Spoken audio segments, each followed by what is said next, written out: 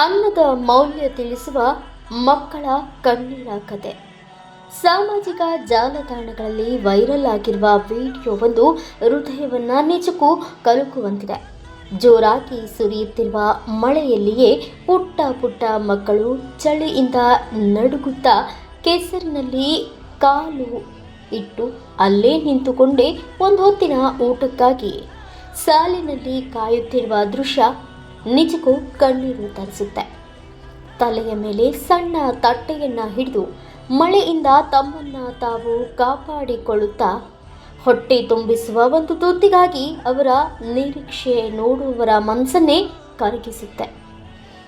ನಾವು ಸುಲಭವಾಗಿ ದೊರೆಯುವ ಆಹಾರವನ್ನು ವ್ಯರ್ಥ ಮಾಡುವಾಗ ಇಂತಹ ಮಕ್ಕಳು ಒಂದು ಹೊತ್ತಿನ ಊಟಕ್ಕಾಗಿ ಎಷ್ಟು ಕಷ್ಟಪಡುತ್ತಿದ್ದಾರೆ ಎಂಬುದು ಈ ವಿಡಿಯೋ ಸ್ಪಷ್ಟಪಡಿಸುತ್ತದೆ. ಈ ದೃಶ್ಯವನ್ನು ಕಂಡ ಅನೇಕರು ಭಾವುಕರಾಗಿ ಇನ್ನೆಂದೂ ಆಹಾರ ವ್ಯರ್ಥ ಮಾಡುವುದಿಲ್ಲ ಎಂದು ಪ್ರತಿಜ್ಞೆ ಮಾಡುತ್ತಿದ್ದಾರೆ.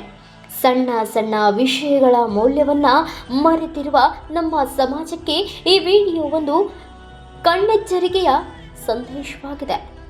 Bureau report, Kannada Janashree news, Hubballi.